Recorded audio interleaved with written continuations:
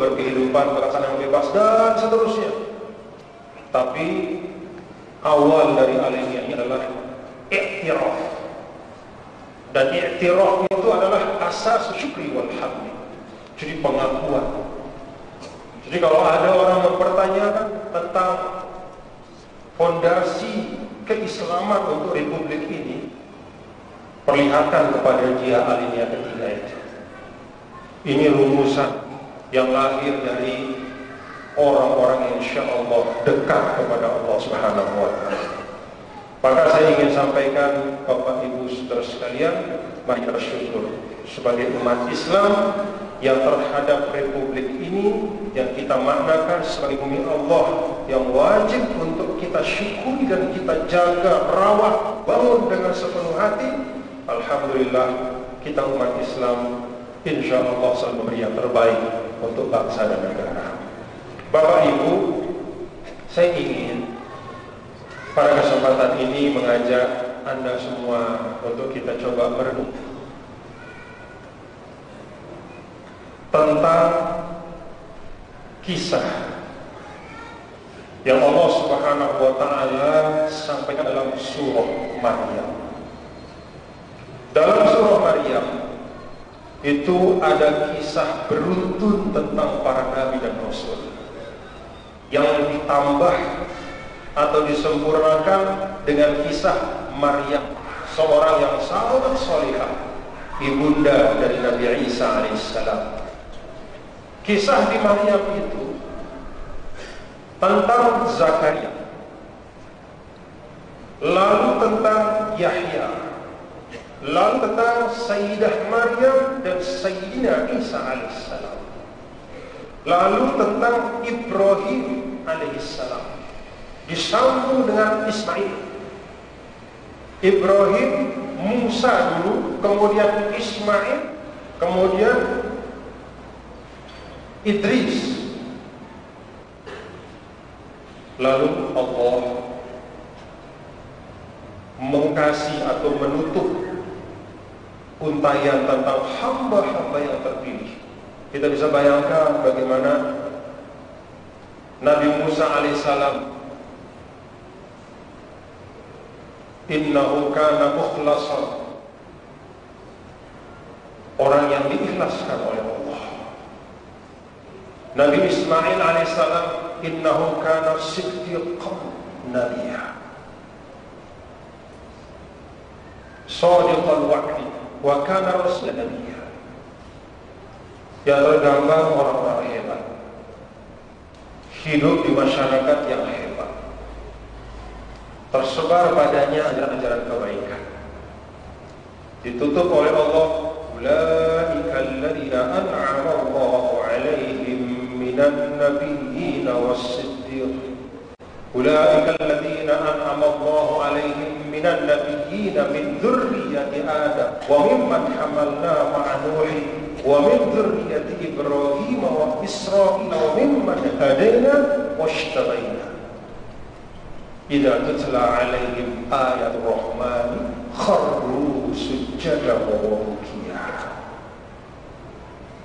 Allah kemudian menyebutkan mereka lah yang disebut sebelumnya, mulai dari Nabi Zakaria sampai Nabi Idris. Ulaika alladziina an'ama Allahu 'alaihim minan nabiyyin. Itulah mereka yang Allah berikan nikmat para nabi-nabi. Siapa mereka? Min dzurriyyati Adam, anak cucu Adam. Kayak kita juga punya anak cucu Adam. Wa mimman hamalna ma'a Nuh, dan yang kami selamatkan bersama Nuh di atas bahtera pada saat semua yang lain yang tidak mau menerima iman itu dimusnahkan oleh Allah. Wa min dzurriyyati Ibrahim, lalu anak keturunan dari Ibrahim, wa Israil, anak keturunan dari Yakub alaihissalam, karena Israil itu nama lain dari Yakub. Lalu Allah sempurnakan wa mimman hadaina wajtabaina, dan dari yang orang-orang yang kami berikan hidayah yang kami pilih. Idza tutla alaihim ayatul rahman kharru sujada wa bukiya. Apabila mereka, Bapak Ibu, mari kita cermati bagaimana ayat itu ditutup. Ada gambaran tentang para nabi dan rasul dengan akhlak mereka yang hebat dan luar biasa. Kesimpulan dari semua akhlak para nabi dan rasul itu adalah idza tutla alaihim ayatul rahman kharru sujada wa bukiya. Kalau mereka dibacakan atasnya, mereka mendengar ayatul rahman, ayat-ayat dari Allah, kharru, mereka tersungkur sujada wa bukiya, sujud dan menangis. Itulah an'ama alaihim, itulah sifat yang paling nyata, karakter yang paling jelas, perilaku yang paling mencolok dalam kehidupan mereka. Allah tidak memuji mereka dengan, di ayat ini, dengan intelektualitas yang melebihi orang zamannya.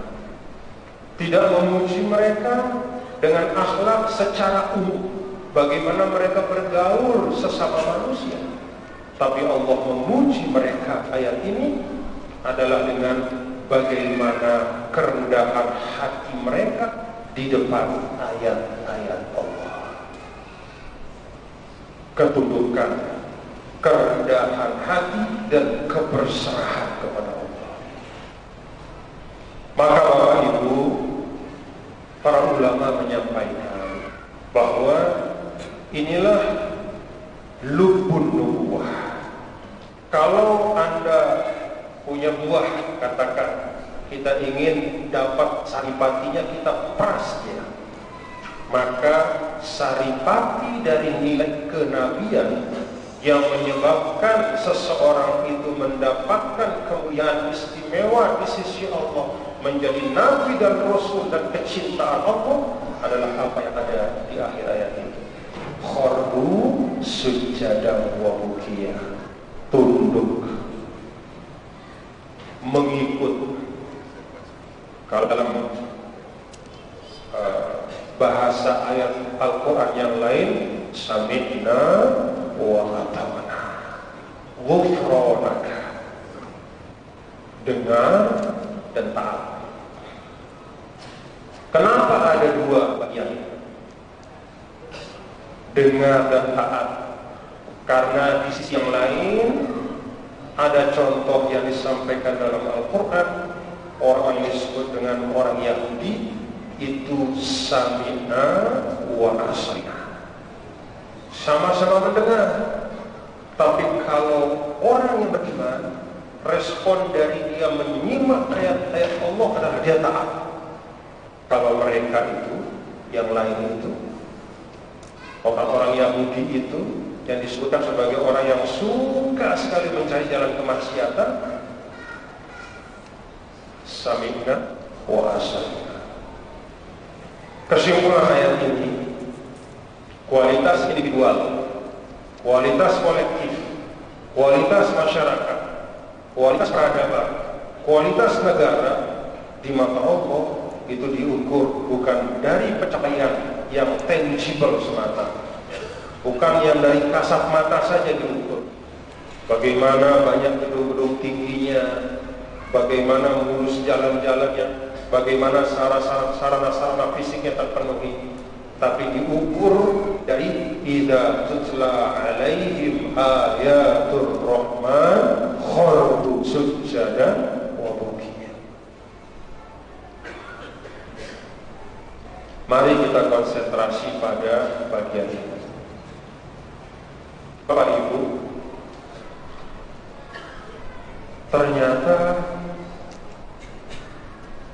tidak cukup hanya dengan ayat itu. Lalu Allah menyebut dalam ayat setelahnya, fa khalaqa min ba'dihim khalfun adha'us salata wattaba'us syahawati fasawfa yalqawna ghayya illa man taba wa amana wa amila salihan fa ulaika yadkhuluna al-jannata wa la yuzlamuna syai'a ila akhir surah. Ayat berikutnya ini mengkonfirmasi. Jadi kekayaan dan khazanah paling mahal dari kita, termasuk sebagai warga NKRI yang kita cintai, adalah idza tutla alaihim ayatul rahman kharru sujada wa bukiya. Mau enggak kita tersungkur sujud dan menangis ketika mendengar ayat Allah? Mau enggak kita menundukkan ego kita sejenak manakala ada perintah Allah datang? Mau enggak kita berserah diri kepada Allah dan meyakini bahwa tuntunan Allah itu membawa kemuliaan bagi kita? Kalau mau, mulialah kita. Kalau tidak, sebaliknya untuk sebaliknya. Maka di ayat berikutnya ini bapak-bapak itu, fa khalafa min ba'dihim khalfun. Generasi berganti, zaman berubah. Bapak-bapak bagus, tapi karena satu dan lain hal, penerus-penerusnya berubah dan bergeser 180 derajat. Apa gambaran Al-Quran? Fa khalafa min ba'dihim khalfun. Maka kemudian digantilah mereka dengan khalfun, generasi berikutnya. Bagaimana kelakuan mereka kalau pendahulunya, orang-orang tuanya, para pembangun peradaban nubuwah itu kharru sujadan wa bukiya? Justru para penerus itu aqamus shalah. Mereka menelantarkan sholat mereka.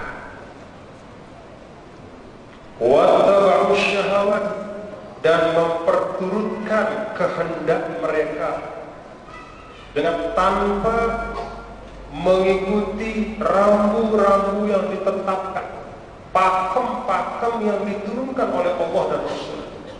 Semaunya saja, tidak peduli boleh tidak boleh, pantas tidak pantas, yang penting dapat. Fasawfa yalqawna ghayya, maka mereka akan hancur.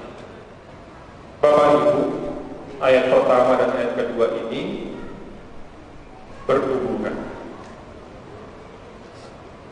Allah Subhanahu wa ta'ala di antara hikmahnya ketika menurunkan Al-Quran itu sering sekali menyandingkan antara al-wa'du wal-wa'id, antara basyarah dan indah, kabar gembira, peringatan, janji-janji yang baik, ancaman.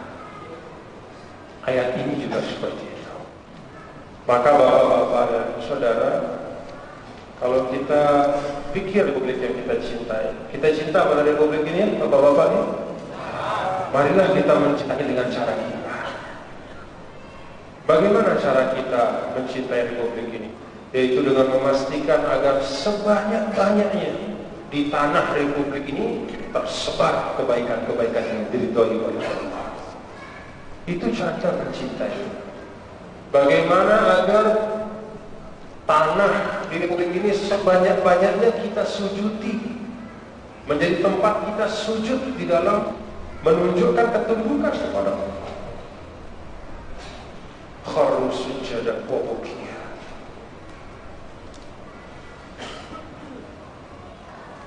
Dari dua ayat ini, kesimpulan sederhana yang dapat kita ambil Bapak Ibu Saudara, bahwa NKRI yang bermartabat, lebih maju, lebih kokoh, lebih sejahtera, itu tidak akan mungkin lepas dari ikhtiar kita mencari ridho Allah Subhanahu wa ta'ala. Semakin intensif ikhtiar kita mencari ridho Allah dengan menyebarkan kebaikan seluas-luasnya, maka akan semakin kokoh republik kita. Semakin tersebar di negara kita, di tanah bumi Allah ini kemaksiatan yang banyak sekali, baik itu dalam skala individu maupun kolektif, baik itu secara kebetulan maupun direncanakan dan sistematis, maka akan semakin rapuh negara kita. Saya yakin kalau kita renungkan firman Allah tadi, bahwa peradaban yang kuat dalam konsep Islam sama dengan tersebar dan intensifnya kebaikan di setiap sudutnya. Peradaban itu lemah sama dengan manakala kebaikan itu juga melemah dan goyah di tempat itu. Maka Bapak Ibu, saudara sekalian, mari kita ingat di akhir suratul Hajj Allah Subhanahu wa taala berfirman, sama juga surah Makkah itu ayatnya ayat sajadah itu. Idza tutla 'alaihim ayatul rahmani kharu sujadan wa bukiya, itu ayat sajadah.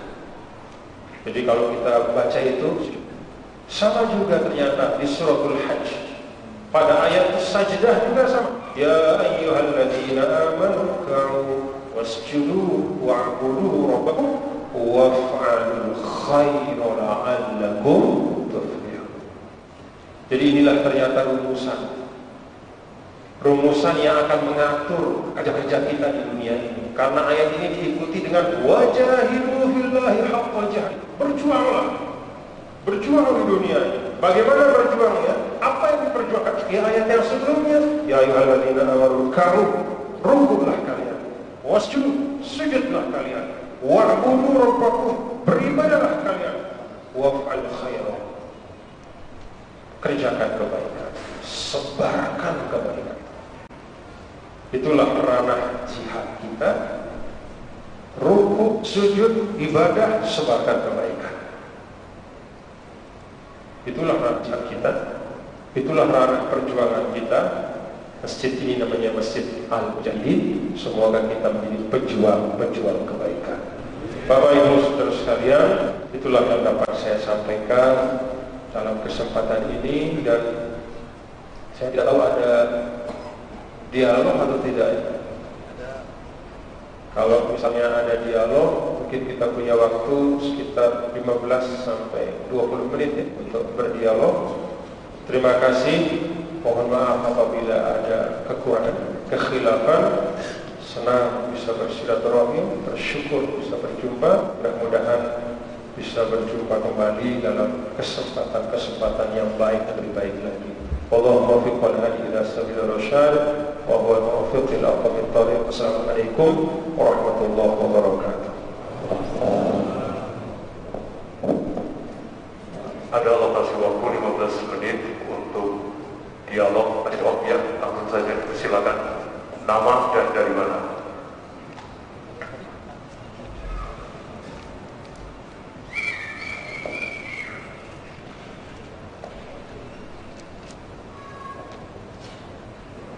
Bismillahirrahmanirrahim. Assalamualaikum warahmatullahi wabarakatuh. Nama Tamsin Aziz, asli FPB Bapak Sebuah Besar, baru 21 tahun di Surabaya tahun 96 Bapak.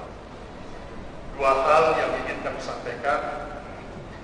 Pertama adalah rasa bangga. Jarang kiai dari gubernur dua ini. Bapak, kami bangga betul Bapak. Dan kami selalu berdoa, semoga ke depan selama Bapak konsisten, konsekuen memegang Al-Quran sebagai tuntunan, terus karir Bapak dalam jabatan berikutnya. Sudah 2 periode beliau jadi gubernur. PJ Pak Guru itu sama dengan Kiai Haji. Alhamdulillah kami bangga Bapak. Yang kedua, pertanyaan kami bersumber dari surat Al-Isra ayat 1. A'udzubillahi minasyaitonir rajim. Bismillahirrahmanirrahim. Subhanalladzi asra bi 'abdihi lailan minal masjidil haram ilal masjidil aqsa. Pertanyaan kami pada sambungannya, alladzi barakna haula min wariyatin ayatina dan seterusnya. Innahu huwas basir. Alladzi barakna haula, yang telah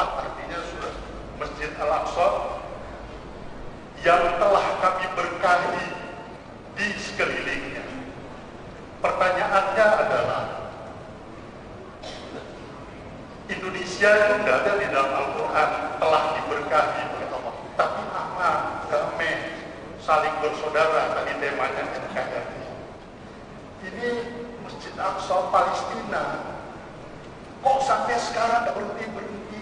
Kapan mereka menikmati keberkahan itu? Itu pertanyaan kami, Bapak. Bagaimana memahami ayat itu? Bahwa telah diberkahi, tetapi kok terus bertengkar sesamanya? Bagaimana memahami ayat itu, Bapak? Terima kasih banyak. Assalamualaikum warahmatullahi wabarakatuh.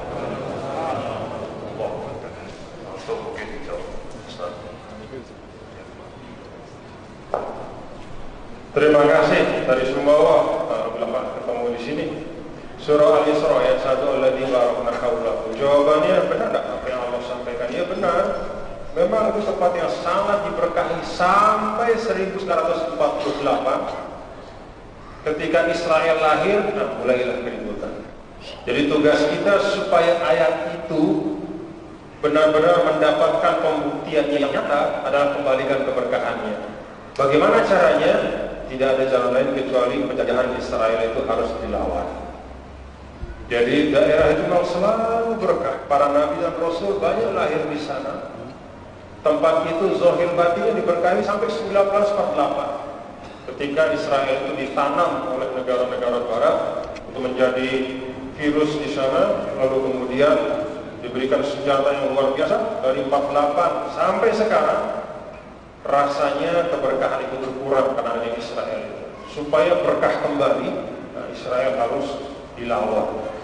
Dan ini tidak hanya pesan keagamaan, tapi juga ini adalah amanat kemanusiaan.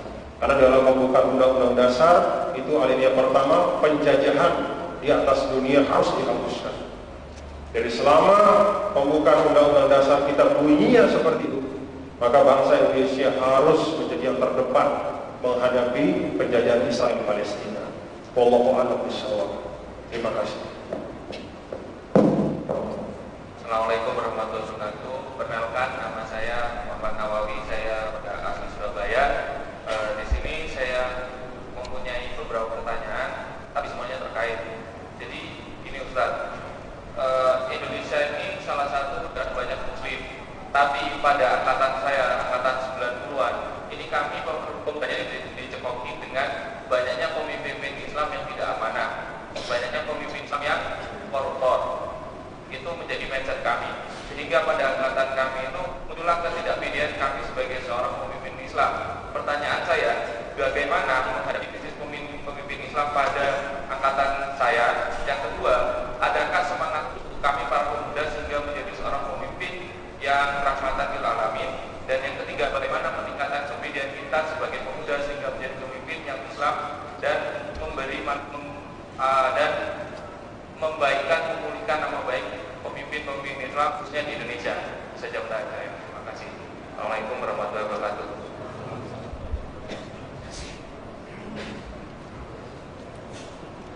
Ya, mungkin ada yang mau langsung ke mungkin silakan. Langsung. Mohon pertanyaan singkat.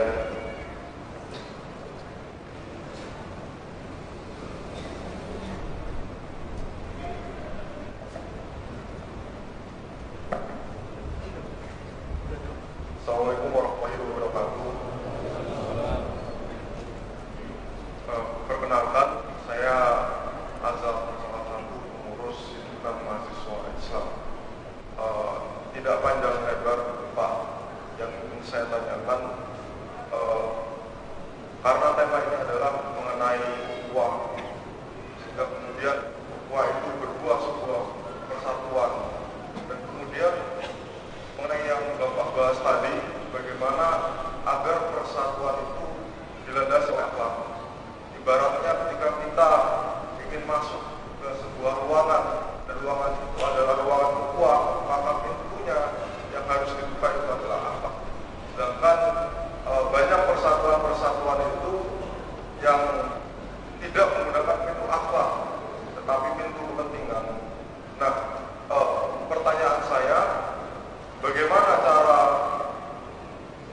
meminimalisir, ya, minimal lingkungan kita sendiri atau bahkan lebih baik pada suatu lingkungan yang lebih besar, agar kita itu terhindar dari adanya persatuan yang dilandasi oleh kepentingan kita. Terima kasih. Assalamualaikum warahmatullahi wabarakatuh. Assalamualaikum warahmatullahi wabarakatuh. Nama saya Akbar. Saya seorang perantau dari Kota Palu, Sulawesi Tengah. Saya ingin bertanya kepada Tuan Guru Nurul Bajang, maukah Ustadz atau Tuan Guru menjadi seorang presiden di Indonesia saat ini, mewakili suara kami menjadi mewakili suara-suara kami, yaitu seluruh umat muslim di seluruh Indonesia, terutama Surabaya, Sulawesi dan sekitarnya. Mungkin itu saja pertanyaan saya. Assalamualaikum warahmatullahi wabarakatuh. Allahu Akbar.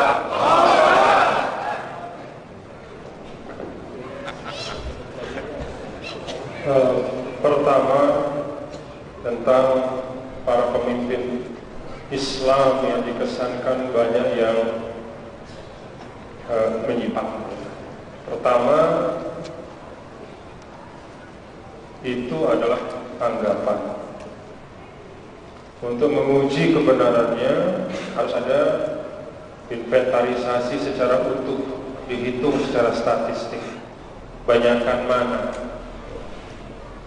Artinya perlu dibuktikan. Yang perlu sekali kita ingat, Bapak-bapak Ibu, ada ungkapan para ulama, al-kamalu lillahi wahdah. Kesempurnaan itu hanya milik Allah Subhanahu wa ta'ala. Pemimpin Islam itu manusia, dan selain Nabi dan Rasul, manusia itu ghairu maksum. Dia tidak maksum, pasti ada salahnya. Tetapi cukuplah di dalam dunia kita yang seperti ini, manakala kita bisa melihat ada pemimpin-pemimpin di mana-mana yang kebaikannya itu melebihi daripada kekurangannya. Ini berlaku untuk skala individu maupun kolektif. Kalau kita bicara tentang masyarakat, apa masyarakat yang kita harapkan? Kita mengharapkan masyarakat bukan masyarakat yang sama sekali tidak ada maksiat di situ, karena itu tidak mungkin terwujud. Jangankan pada masa kita, pada masa Rasul pun yang mohon maaf yang tergelincir melakukan perzinahan itu ada. Datang pada Rasul. Yang suka minum minuman keras juga ada. Yang suka untuk mempraktikkan perbuatan riba itu juga ada. Dan demikian pula eksploitasi sosial, penyakit sosial ada. Tapi masyarakat itu dikatakan baik adalah cukup apabila kebaikan itulah yang menjadi mainstream. Artinya kebaikan itu jumlahnya banyak, kebaikan itu kelihatannya mencolok, dan dia menjadi mainstream bagi masyarakat. Ada keburukan, tapi keburukan itu di pinggir-pinggir tempatnya. Itu sudah cukup. Karena masyarakat kita adalah masyarakat yang terdiri manusia biasa. Sama pemimpin juga begitu. Jadi kalau anak muda mau lihat mana sih sosok pemimpin yang benar-benar, nah jangan-jangan nggak ketemu. Karena sekali lagi kesempurnaan itu hanya milik Allah Subhanahu wa ta'ala.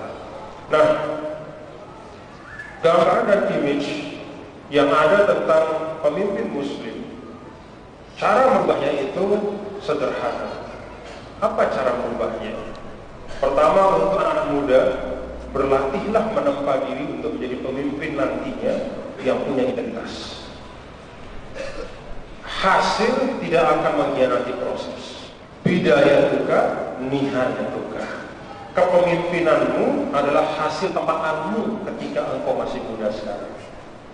Jadi apa yang kita bangun, integritas pribadi kita saat kita masih muda, saat kita masih menjadi pelajar, dan terus menapaki diri sampai kemudian pada saatnya ada amanah kepemimpinan dalam skala apapun diberikan kepada kita, insya Allah kita bisa laksanakan dengan baik. Jadi menurut saya Apapun kenyataan yang ada satu dua contoh dari seorang muslim menjadi pemimpin tetapi korupsi misalnya, itu tidak boleh membuat kita bias di dalam melihat masalah. Bukan muslimnya, bukan Islamnya, bukan agamanya, tapi ketidakmampuannya untuk mengelola hawa nafsunya, untuk menahan dirinya, untuk menjaga integritasnya. Jadi saya pikir anak-anak muda yang ada, ayo bangun integritas itu. Dan memang itu yang paling berat, sehingga diriwayatkan baginda Rasulullah SAW ketika turun ayat fastaqim kama umirta, itu rambutnya langsung putih. Jadi langsung keluar ubannya Rasulullah. Ayat itu artinya, wahai Muhammad, istiqomahlah engkau sebagaimana engkau diperintahkan. Putih rambut kamu. Artinya memang konsistensi, integritas itu adalah pekerjaan yang tidak mudah untuk dilaksanakan. Butuh perjuangan, butuh pembiasaan dan butuh komitmen. Allah. Yang kedua tadi tentang apa tadi? Bukan yang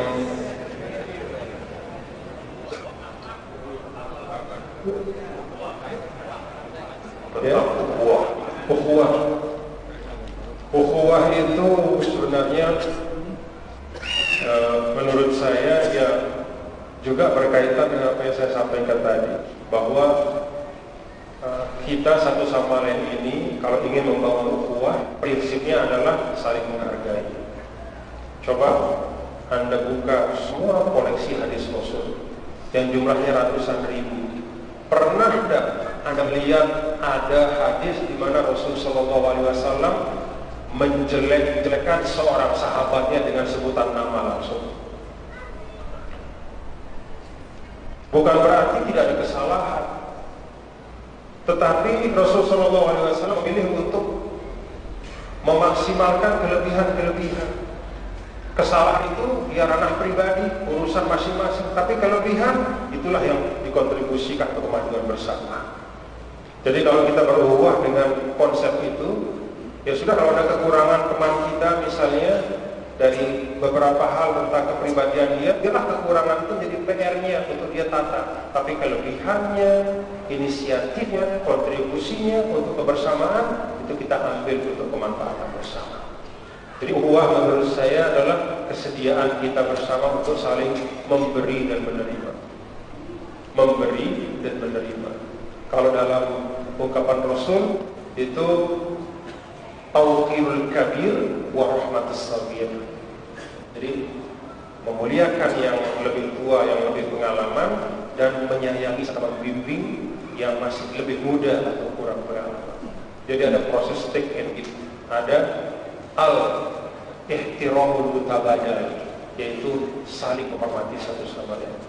Pertanyaan yang ketiga itu bukan pertanyaan, walaupun itu pertanyaan, tetapi saya tidak bisa jawab. Saya tidak bisa jawab karena pertanyaan itu ta'alluqnya.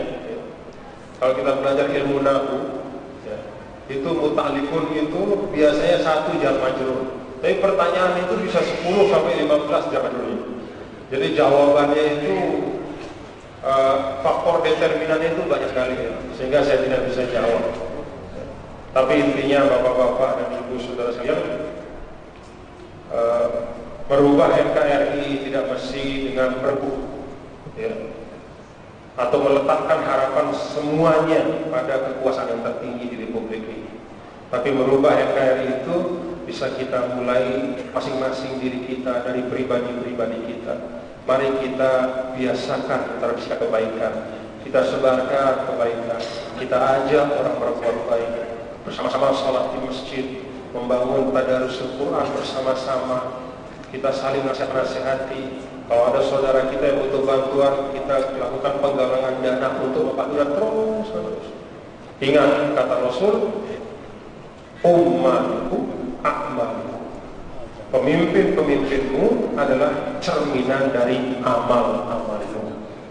Jadi nggak mungkin kita berharap pemimpin kualitas Khalifah Harun ar-Rasyid misalnya, atau Ali bin Abi Thalib, kalau perbuatan kita kualitasnya jauh dari perbuatan atau kualitas dari orang-orang yang dulu bersama dengan Ali bin Abi Thalib atau Abu Bakar As-Siddiq misalnya. Kalau kita mampu mengangkat kualitas kita sehingga setara dengan masyarakat yang ada pada saat Khalifah Abu Bakar As-Siddiq memimpin, boleh kita berharap akan lahir khalifah seperti Abu Bakar As-Siddiq. Jadi ummalukum ahmalukum, pemimpinmu adalah cerminan dari amal-amalmu. Mari kita benahi amal kita secara kolektif, kita tradisikan, sebarkan terus amal soleh, kebaikan. Innal hasanat yudhibnas sayyi'at. Dengan itu maka kalau ada yang buruk-buruk di republik kita, itu akan tersapu dengan kebaikan-kebaikan yang kita lakukan. Saat itulah NKRI akan lebih kokoh dan kuat insyaallah. Wallahu a'lam bishawab. Ya, perlu kami beritahukan di tengah-tengah kita sekarang sedang berjalan kotak atau kerdus dalam rangka untuk mengkolek dana atau mengumpulkan dana yang akan kami berikan seluruhnya hasil daripada donasi ini pada para jamaah sekalian. Mudah-mudahan bermanfaat bagi saudara-saudara kita yang berada di Romania. Silakan pada para jamaah untuk mengisi kerdus atau tempat yang telah berada di tengah-tengah kita. Baik para jamaah sekalian, Tuan Guru Bajang, masih ada satu pertanyaan, boleh? Cukup, baik.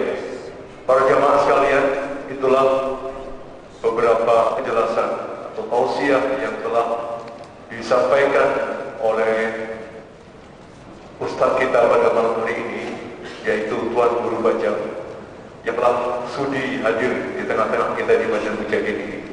Semoga kehadiran kita sekalian di tempat ini mudah-mudahan senantiasa mendapatkan bimbingan dari Allah Subhanahu wa taala, dan semoga kita semua mendapatkan ridha Allah Subhanahu wa taala. Dan kepada beliau Tuan Guru Bajang, sebelum acara ini ditutup dengan doa, ada bingkisan dari Yayasan Masjid Mujahidin sebagai cendera mata atau tanda mata diberikan dari Bapak, diwakilkan oleh Bapak Insinyur Haji Nyala Mahmud Matalini.